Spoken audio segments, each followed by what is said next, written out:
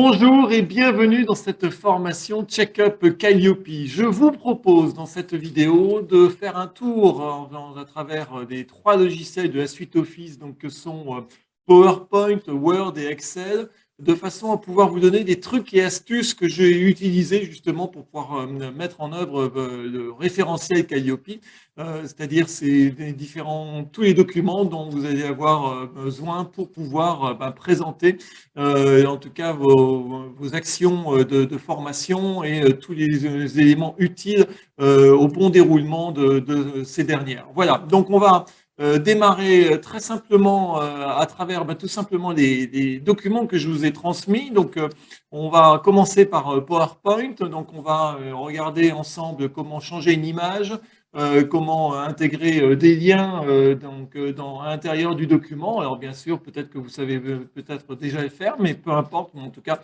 vous aurez la solution ici. Dans Word, on va regarder un peu comment on peut intégrer donc en fait des outils de contrôle donc qui sont des cases à cocher, des dates, voilà et ainsi de suite. Là aussi pour mettre à jour l'ensemble de vos documents, aussi peut-être aussi des listes de choix à mettre en place dans certains documents. Et puis alors un point qui sera important, c'est aussi de la protection du document. Vous allez voir que pourquoi je fais, comment on le fait dessus. Bien entendu, il s'agira aussi de pouvoir envisager de modifier des entêtes des pieds de page de documents Word.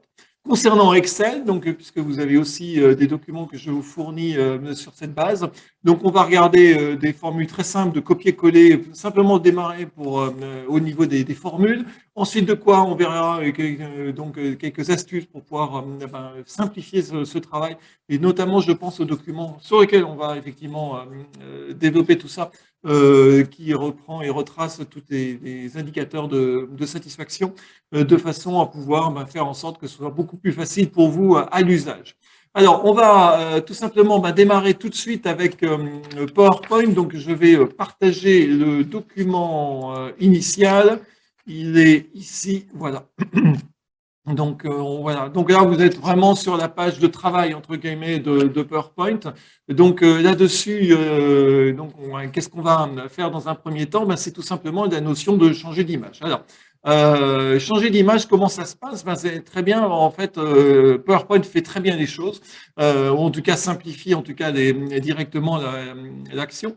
Il vous suffit d'aller directement, de cliquer sur une image déjà présente, et là, en fin de compte, vous allez dans le format image, donc qui est en haut dans le menu. Donc je reprends, je clique sur l'image, je vais dans le format d'image dans le menu, et là, vous avez la possibilité tout de suite, un peu plus loin sur la gauche, de pouvoir de changer d'image. Alors, changer d'image, ça peut se faire voilà, à travers soit un fichier image que vous avez déjà donc dans votre PC, donc là, c'est à partir d'un fichier.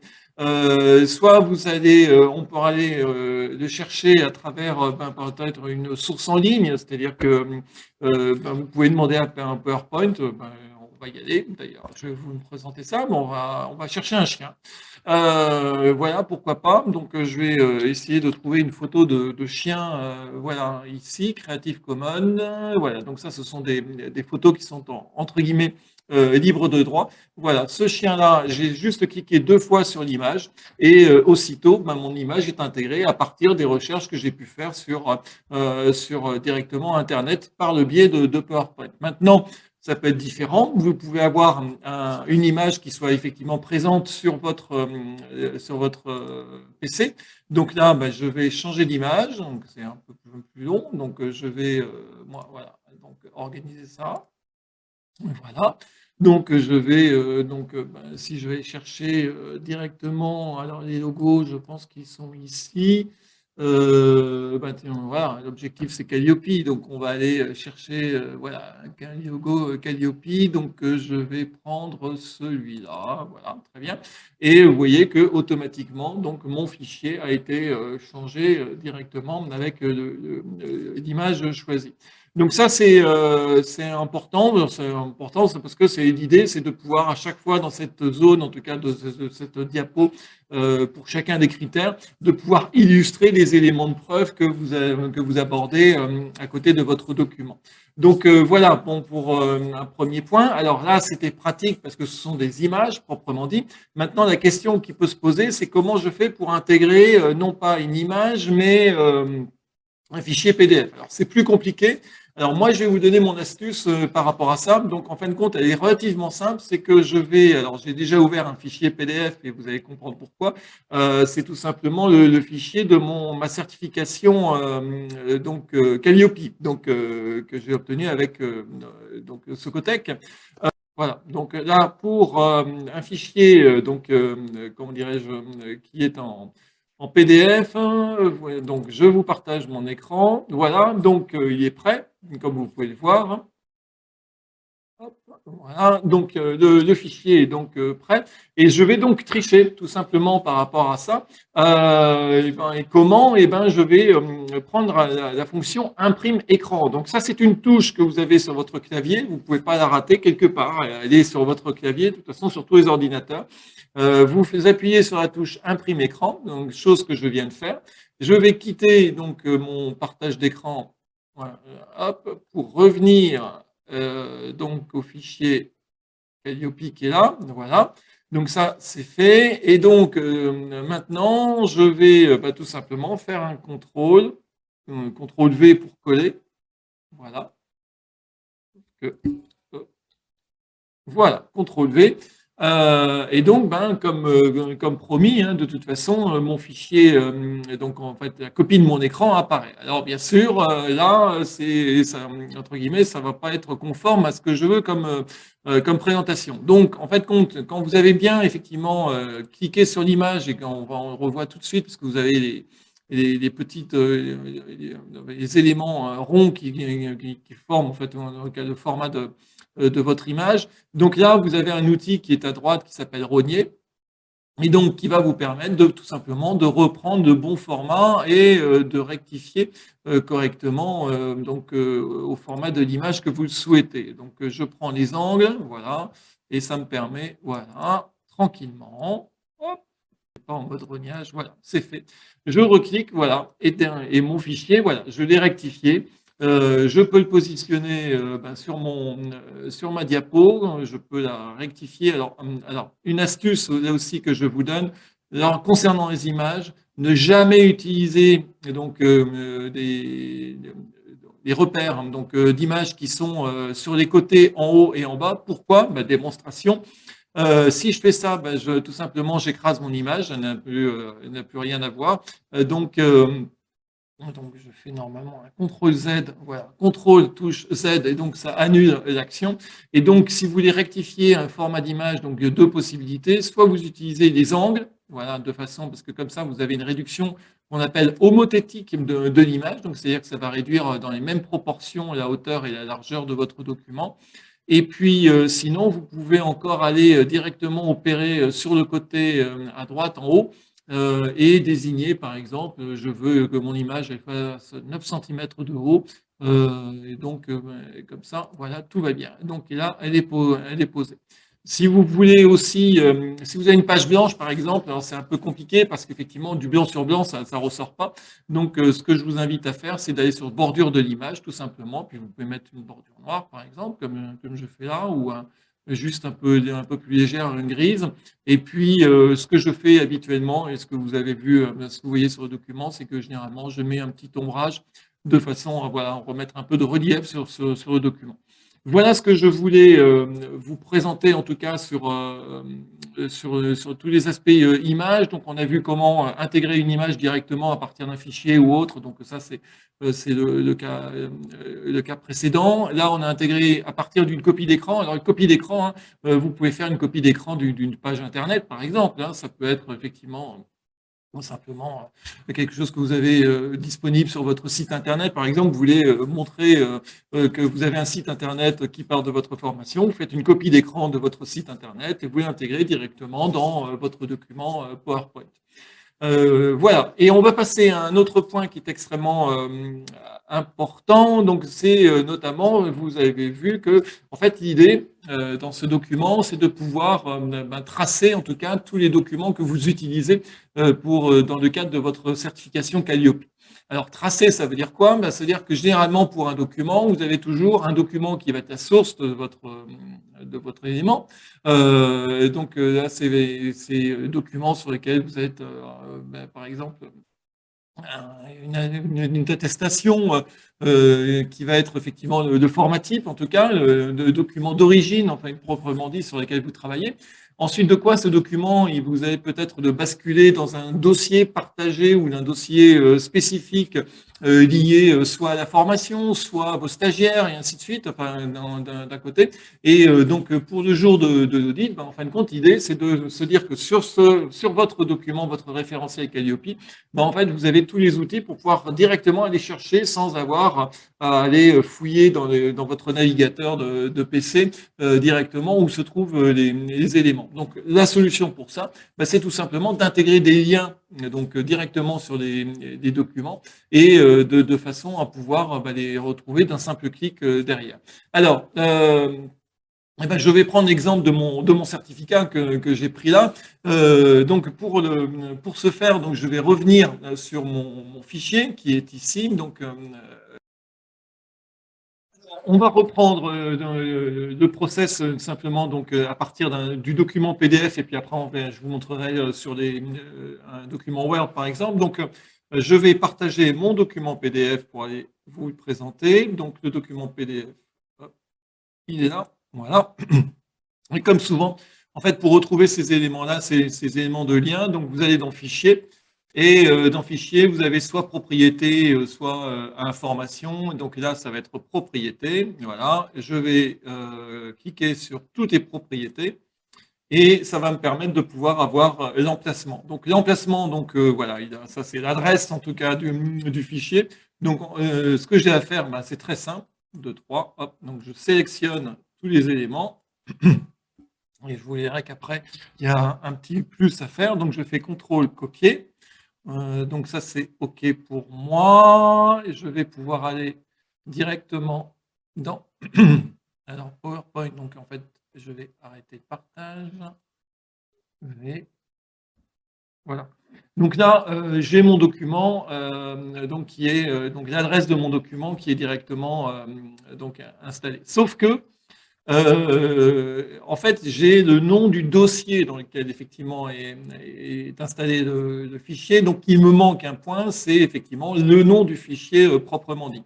Donc, on va revenir dans le fichier directement, voilà, qui est là, dans le fichier PDF.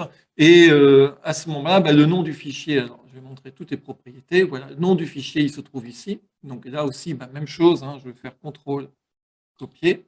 Voilà.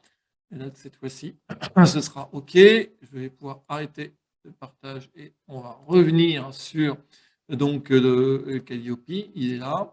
Et la petite astuce, donc faites attention. Donc vous pouvez revenir ici directement. On va mettre donc ça, c'est sur votre clavier. Donc c'est la touche donc inverse, donc anti-slash entre guillemets, qui est sur votre clavier, qui est sur ma touche 8, moi, de mon côté. Voilà. C'est dommage parce que je ne suis pas au bon endroit. Donc, je le pose juste après la dernière lettre. Donc CTRL-ALT 8. Et après, CTRL-V. Voilà. Et là, je n'ai plus qu'à faire OK. Et normalement, donc là, j'ai donc directement ah oui, c'est pas fini. Donc là, l'adresse est complète. Et un dernier point à faire de façon à ce que ce soit un véritable lien. Donc, je reprends l'ensemble de ma ligne. Je fais CTRL-copier.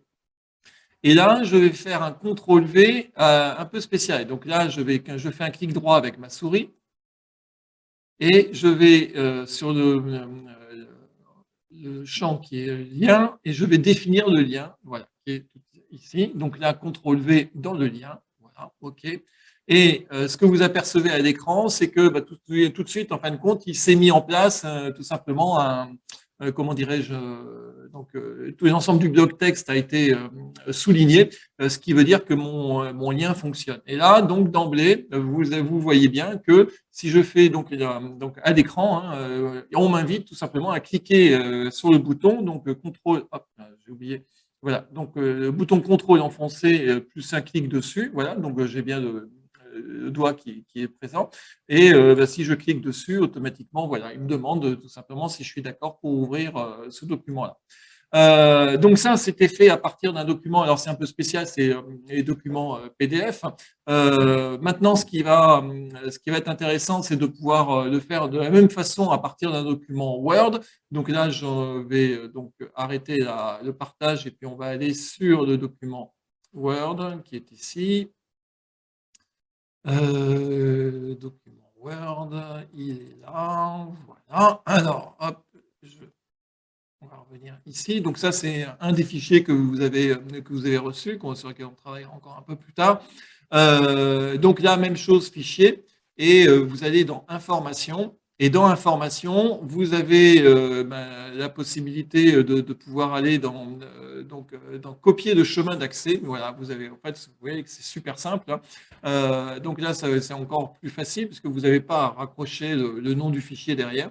Donc, vous allez avoir ici, donc voilà, je confirme, je copie directement sur mon document.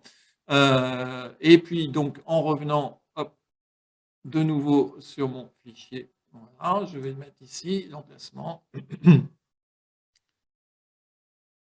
Là. Et là, je vais pouvoir faire tout simplement CTRL V directement. Alors, même chose, même combat, malgré tout, il faut de nouveau donc sélectionner l'ensemble de textes que vous venez de coder là. C'est la chaîne, hein, qui fait office d'adresse. Clic droit sur ma souris dessus, de nouveau le lien, et là, je vais coller le lien dessus pour voilà. Et d'emblée, vous voyez tout de suite que votre texte, il a été intégré avec notamment un souligné qui marque effectivement la présence d'un lien dessus. Hop, et la même chose, si je veux revenir dessus, donc vous voyez, j'appuie sur la touche contrôle de mon clavier et automatiquement, ça me propose d'aller ouvrir le document grâce au lien que je viens d'intégrer. Bon, impossible d'ouvrir parce qu'il est peut-être déjà ouvert, tout simplement. Voilà, donc ça, c'était les principaux éléments que je voulais vous montrer comment dirais-je, sur votre document PowerPoint. Après, le reste, c'est du texte, hein, c'est de la mise en page, c'est ce que vous voulez. Vous avez tous les éléments donc pour pouvoir travailler dessus et intégrer vraiment. Alors, c'est vraiment par souci de facilité que je vous propose ces outils-là et ces astuces-là. On va quitter PowerPoint maintenant. Pour aller, tiens, puisqu'il était ouvert, donc je vais vous partager le document Word. Donc là, on a plusieurs choses à voir ensemble. Donc voilà, il est là. Hop. Donc ça, c'est vu. Donc je reviens, je quitte. Voilà. Donc là, pour information, hein, je reviens dessus. J'étais sur Fichier. Dans Fichier, je suis allé sur Information et copier le chemin d'accès directement. Donc là, je repars. Alors, il y a des éléments comme vous avez pu le constater, hein, vous avez des menus, des barres déroulantes qui sont, voilà, que j'ai mis en place, qui vous proposent de pouvoir directement choisir ou mettre en place le type de formation qui est concerné. De la même façon, vous avez effectivement des éléments de date et ainsi de suite qu'on va pouvoir choisir. Vous avez aussi des éléments de date de saisie et ainsi de suite. Donc, même si ça, à la limite, je vais presque vous proposer de faire une modification. Donc là, vous voyez que là, c'est un champ libre, on peut noter le texte. Alors, la question, simplement, c'est comment fait-on, comment vous pouvez faire pour pouvoir mettre en place ces éléments. Donc, en fait, il faut bien distinguer sur votre barre de menu qui est ici, là, que vous avez une barre de menu qui s'appelle développeur et que c'est celle-ci, en fait, qui vous permet de pouvoir les utiliser, les mettre en place. Alors, normalement, par défaut, ce menu n'est pas disponible directement à l'écran. Et il faut aller chercher et le paramétrer. Comment fait-on? Eh ben, le mode développeur, en fin de compte, vous allez dans Fichier. Et dans Fichier, vous allez dans Options qui est tout en bas. Voilà, je est caché par mon micro. Donc, vous allez dans Options. Et dans Options, vous avez personnaliser le ruban, donc qui est ici. Vous avez, alors on va aller chercher effectivement les onglets. Alors il est là, voilà. Donc le mode développeur est ici. Alors normalement, donc personnaliser le ruban. Donc vous avez ici donc développeur. Normalement, il se trouve donc décoché. Il suffit pour vous tout simplement de cocher la case. Et puis, ben, vous faites OK et l'affaire est faite, quoi, tout simplement. Et donc, à partir de ce moment-là, vous avez le mode développeur qui va bien s'afficher dans votre ruban. Et donc, ça va vous permettre de pouvoir travailler sur les différents éléments. Alors, ce qui est intéressant, c'est que ben, après, en fait, ça va s'intégrer ici. Là, on va reprendre des éléments donc, qui sont exposés là. Si vous souhaitez dans votre document, par exemple, rajouter, ben, je vais rajouter peut-être ici notamment une case à cocher, hop, vous cliquez dessus et automatiquement, ben, vous avez votre case à cocher qui est dessus. Et vous voyez que, en fait, compte, l'usage, l'utilité enfin, de la case à cocher, c'est super simple parce qu'en fin de compte, il suffit de cliquer dessus, je décolle, je coche et ainsi de suite. Donc, c'est super pratique pour pouvoir organiser des formulaires comme ça, des questionnaires dans le cadre de vos formations. Notamment, voilà, on est sur un formulaire d'amélioration, mais on verra aussi la même chose sur d'autres formulaires et ainsi de suite. Donc ça, c'était pour donc des cases à cocher. Ce qui va être intéressant aussi, donc c'est ici, donc c'est bon les menus déroulants avec des choix qui sont fixes. Alors la question, bien sûr, qui va se poser, c'est comment vous pouvez faire pour modifier les intitulés. Alors, très simple. Donc la solution est d'aller dans Propriétés. Et dans propriété, donc la propriété de chacun des composants de votre feuille, ça va être ici. Donc, ben, ici, vous allez pouvoir, par exemple, je vais pouvoir, allez, je supprime directement. Donc là, vous avez tous les éléments. Il suffit de cliquer dessus pour supprimer. Et puis, ben, je vais ajouter. Donc là, il va me proposer d'ajouter un nom complet. Donc, je vais mettre Calliope. Alors, ça peut être... Hop, Calliope, vous pouvez mettre, enfin, ce que je vous invite à faire, c'est tout simplement de mettre le nom de votre formation, en l'occurrence, hein, puisqu'il s'agit ou peut-être d'un module de votre formation. Enfin bon, ça, c'est à vous de voir. Voilà, donc c'est aussi simple que ça. Donc j'ai cliqué, j'ai ajouté, donc ça c'est fait. Et puis ce que vous pouvez faire aussi éventuellement, si vous souhaitez, c'est ben, le monter dans l'ordre que vous souhaitez. Donc ou le descendre comme je l'ai fait ici. Donc là, il y a juste un élément qui est un indicateur de comment faire. Voilà, donc vous voyez que c'est très simple à faire. Et puis après, ben, vous voyez bien que je peux sélectionner directement mon élément. Si vous voulez rajouter des éléments, alors ben, voilà, là il y a des éléments de texte et ainsi de suite. Donc ben, en fait, c'est très simple. Donc hop, voilà. C'est tout simplement, c'est ici, hein, ce sont ces boutons de contrôle enrichis avec du texte, donc soit en gras, soit en maigre, peu importe. Mais là, bon, alors je le fais pour, voilà, et hop, vous voyez, vous cliquez là, et automatiquement, vous insérez une zone de texte libre derrière. Donc, alors, je vais faire CTRL Z pour enlever ça, voilà, donc pour annuler l'opération. Et donc là, vous voyez, bon, j'ai mis des références, moi, personnellement, puis ça me convient très bien comme ça, j'organise et vous organisez comme vous voulez les éléments. Donc voilà pour tout cela. Pour les dates, ben, c'est le fichier date, vous l'avez, toc, toc, toc, il est ici. Voilà, c'est ce bouton-là, vous avez inséré un contrôle du contenu de date, donc tout va bien par rapport à ça. Et puis, ben, même chose, enfin, après, je vous invite à découvrir pour aller plus loin sur ces sujets-là. Ça, voilà, ça c'est vraiment important. Et ce qui va être encore plus fort, ce que je vous propose, ah oui, alors on va pas aller si vite, c'est comment faire pour modifier notamment donc les en-têtes. Et vous voyez que là j'ai mis des logos et ainsi de suite, donc pas forcément intéressant pour vous. Donc pour modifier l'en-tête et le bas de page d'un document Word, donc il faut aller dans Insertion et c'est complètement là pratiquement à droite. Donc vous avez l'en-tête et alors vous cliquez sur en-tête et vous allez modifier sur l'en-tête. Et là, votre en-tête et votre bas de page d'ailleurs hein, sont apparents.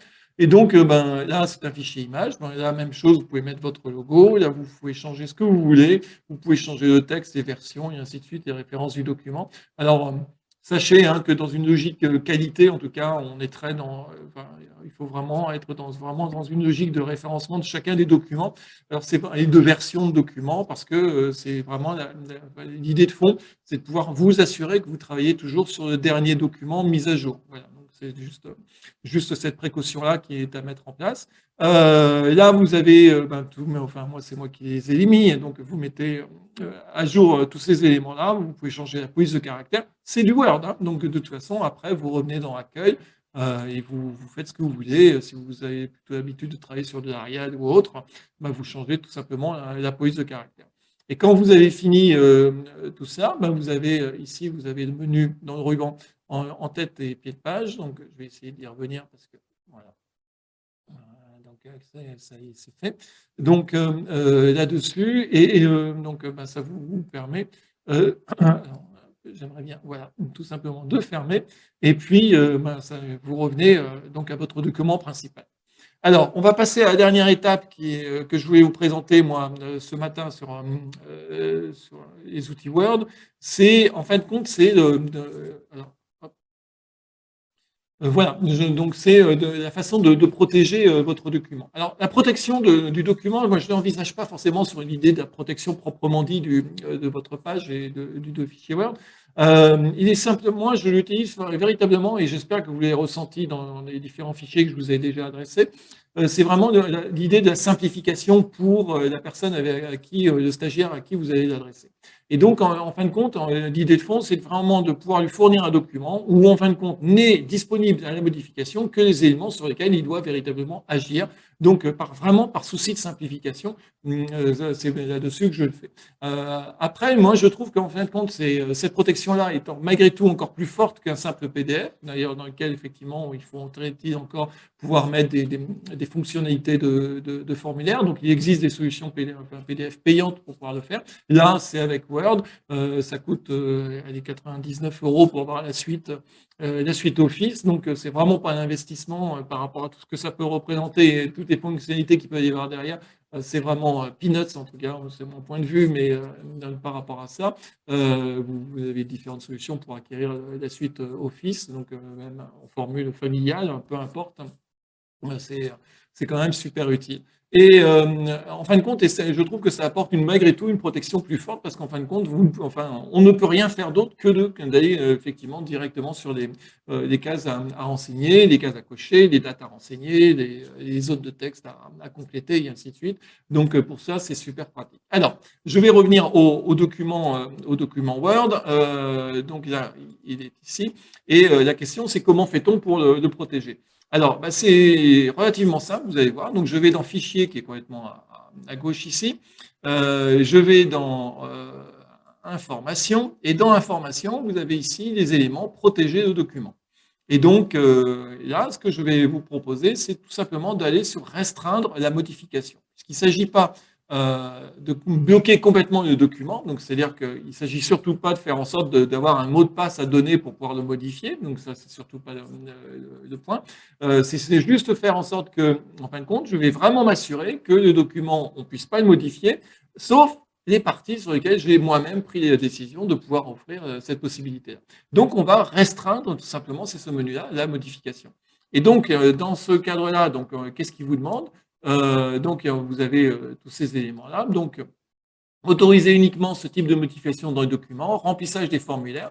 Vous voyez que si je clique derrière, je peux mettre plein d'autres éléments, mais là, vous vous embêtez pas, c'est juste le remplissage. C'est les uniques points sur lesquels, effectivement, votre stagiaire pourra faire activer ces éléments-là. Et puis, donc là, vous avez, oui, activer la protection. Alors, je vais mettre 4.0 4, voilà, pour l'occasion. Donc, comme ça, vous connaissez le mot de passe.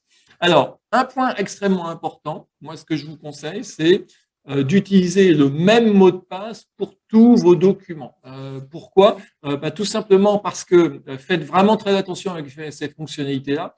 Si vous oubliez votre mot de passe, vous n'aurez vous-même plus du tout accès à votre document. Vous ne pourrez plus le modifier.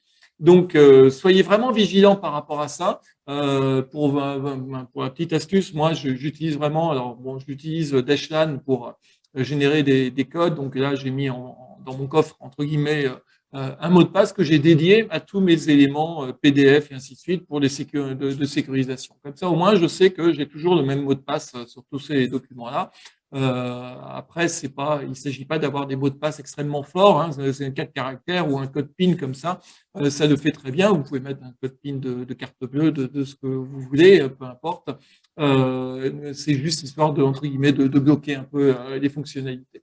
Donc, à partir du moment où je clique sur OK, donc là, vous voyez bien que je ne peux plus aller sur les différents et les seuls éléments qui me proposent effectivement pour pouvoir travailler, c'est d'aller choisir dans voilà, externe à Business 3D ou ici, je vais rentrer du texte. Bon, là, je peux faire ce que je veux. Je peux cocher pardon, la case ici de façon très simple. Voilà. Et ce qui va être intéressant, donc c'est OK, très bien, super, mais maintenant, hop, j'ai cette case à cocher justement que je voudrais supprimer. Donc là, donc vous revenez dans Fichier. De la même façon, vous revenez dans Information. Vous voyez que déjà protéger document, il est jaune, enfin jaunâtre derrière. Donc on va revenir dessus et vous voyez que la fenêtre est un peu grisée au niveau de la restriction de modification. Donc je reviens dessus. Mon menu arrive. Et là, j'ai mon bouton tout en bas à droite qui vous permet de désactiver la protection. Donc là, de nouveau, 4.0, modifier le mot de passe, enfin, ôter la protection du document, voilà. Et là, de nouveau, je peux revenir sur mon document et je peux supprimer ce que j'avais mis là, ici. Voilà, très bien. Et puis, je peux de nouveau l'enregistrer directement. OK pour Word. Donc, on a vu tous les éléments que je voulais vraiment vous présenter, en tout cas pour trucs et astuces sur Word. Et on va passer maintenant donc à Excel. Alors, Excel, on va travailler, alors c'est principalement sur le fichier que je vous ai envoyé qui concerne comment dirais-je, la mise à jour et entre guillemets, l'automatisation de vos indicateurs de satisfaction. Donc, on va aller dessus parce que je voulais vous montrer quelques astuces un peu pertinentes par rapport à tout ça. Voilà. Donc, on est sur le tableau. Donc, là, vous voyez que, en fait, comment ça fonctionne. Donc, vous avez en fait, voilà, c'est tout simplement, donc là, ce sont des vieilles formations. J'avais noté, moi, des critères, voilà, j'avais mis les prénoms des personnes. Donc, de ce fait, tout est, enfin, cette feuille de calcul est vraiment complètement automatisée. Et donc, et là-dessus, donc, voilà, j'avais mis en place un questionnaire hein, donc, dessus. Donc, là aussi, hein, le questionnaire, vous pouvez simplifier, vous pouvez supprimer des questions si elles ne vous semblent pas pertinentes. Il n'y a rien de figé par rapport à ça, c'est vraiment libre à vous. Maintenant, malgré tout, cette feuille de calcul, vous voyez qu'automatiquement ici, là, sur la colonne Z, qui est ici, donc là, déjà, j'ai le nombre de stagiaires, parce qu'il me calcule le nombre de cellules non vides qui est ici, donc là, a priori, il y en a 6. Ça me calcule la moyenne par ligne, et quand j'ai ma moyenne par ligne, après, je vais voir ma moyenne par colonne, et ainsi de suite, et puis un taux de satisfaction global qui est calculé là. Voilà, donc je vois que j'avais même oublié d'enlever des éléments, mais c'est pas grave. Donc, même chose pour voilà, une année suivante et ainsi de suite. Alors, ce que je vous propose et ce que je vais vous montrer, c'est comment fait-on pour mettre à jour et compléter. Donc, imaginons que demain, vous ayez une nouvelle formation qui se mette en place, donc il va falloir, en fin de compte, et oui, parce que l'idée, c'est d'avoir une feuille de calcul par formation, donc tout au long de l'année, de façon à pouvoir compiler les éléments, parce que Calliope vous demande je vous le rappellerai, enfin, je vous le rappelle là maintenant, mais Calliope vous demande de faire, entre guillemets, la publicité de vos indicateurs de satisfaction ou de réussite. Donc, il est important de pouvoir démontrer et montrer à votre auditeur que vous avez tous les outils qui vont être destinés pour cela et qui plus est, des outils que vous allez pouvoir, entre guillemets, assurer la fiabilité derrière. Donc, ce que je vous propose, c'est qu'on va faire comme si, voilà, on va rajouter une formation et des indicateurs de formation. Donc, je fais un clic droit sur un onglet en bas. Vous allez voir qu'on va utiliser plusieurs fois. Et j'ai ici la notion de déplacer ou copier. Donc, je vais obtempérer, je vais prendre le fichier CMA 1215 et je coche la case « Créer une copie ». Alors, automatiquement, voilà, j'ai la copie qui est créée. Vous voyez que c'est les deux, je clique là entre les deux fichiers, c'est strictement la même chose. Alors, ce que je fais, c'est que forcément, bah, je mets un ordre chronologique, donc je vais déplacer mon onglet voilà, juste avant la synthèse. Donc ici, donc, je vais avoir le deuxième fichier du 12-15. Et ce que je vous invite à faire, donc, c'est à modifier le nom de l'onglet. Comment fait-on? Très simple aussi. Vous double-cliquez voilà, sur comment dirais-je, sur l'onglet et automatiquement le texte de l'onglet s'affiche. Donc, moi, ce que je vais faire, c'est que je vais modifier ici, je vais mettre 2016. Voilà. Donc, 2016, très bien. Je vais, alors, hop, toc, toc, toc. Donc, je vais supprimer les notes. Je vais garder, alors, par exemple, hein, donc, hop, si je prends, hop, il y a Corinne, d'un côté, il y aura Philippe, de l'autre, voilà, donc déjà ça s'est mis. Donc après, et puis ben, après, il y a juste simplement les notes. Alors, moi, je suis très. Voilà, moi, ça me convient. Les 5 me conviennent très, très bien, si vous en êtes d'accord. Donc là, je fais un rapide. Allez, je vais laisser 5, 5, 5, 5, voilà, c'est très bien. Philippe, ben, écoute, voilà, j'espère que tu seras vraiment satisfait aussi. Voilà, Philippe a été pleinement satisfait par rapport à la formation. Franchement, je ne travaille que pour ça, donc OK, super. Donc là, OK, il y en a un, hop, 5, voilà, super. Voilà, ça va flatter mon orgueil, donc je suis très content. Parce que ça aussi, ça récompense tout le travail qui a été fait en amont par rapport à cette formation. Alors voilà, donc on a vu que comment, alors là, hop, hop, hop, hop, donc là, hop, je rectifie le nom de la formation, peu importe, donc là tout est OK. Donc là, ma feuille donc, est complète, sauf que maintenant, voilà, il va falloir que je aille voir dans ma synthèse comment ça se passe. Donc, alors comment faire par rapport à ça? Eh ben, l'astuce que je vous donne, tout simplement, c'est de revenir sur la dernière colonne qui a été remplie, et puis vous pouvez élargir votre feuille Excel autant de fois que nécessaire. Donc, pour ce faire, ben, je sélectionne complètement la colonne. Vous voyez que là, je suis sur donc, la lettre C. Et je vais aller sur le petit angle ici jusqu'à ce que j'obtienne une croix noire et non pas une croix blanche. Hein. Vous voyez que là, c'est blanc et là, tout d'un coup, ça devient noir. Donc, quand j'ai ça, je fais un clic gauche sur ma souris et je glisse jusqu'à la colonne D. Et là, ça va être magique. Pourquoi? Bah, tout simplement parce qu'il m'a automatiquement copié les éléments. Donc, en fait, tous les éléments sont directement. Donc, vous voyez qu'on est. En fait, il est allé chercher euh, tous les éléments directement. Alors, il faut savoir que dans cette feuille, il y a aussi tout est automatisé. Donc là, donc si je reviens sur la colonne C, il est allé chercher directement, quand vous voyez la formule, donc vous avez le nom de l'onglet et la cellule qui le compose. Donc là, ça va effectivement, donc il va chercher directement les informations à la source proprement dit. Donc là, ce qu'il va falloir faire, c'est de modifier la source. Alors là, ça va être relativement simple, c'est que vous voyez que donc là, l'onglet s'appelle CMA 12.15 et moi, mon nouvel onglet, il s'appelle CMA 12.16. Alors, ce que je vais faire, je sélectionne la colonne D et on va aller faire ces recherches et sélections en haut, donc à droite de votre écran.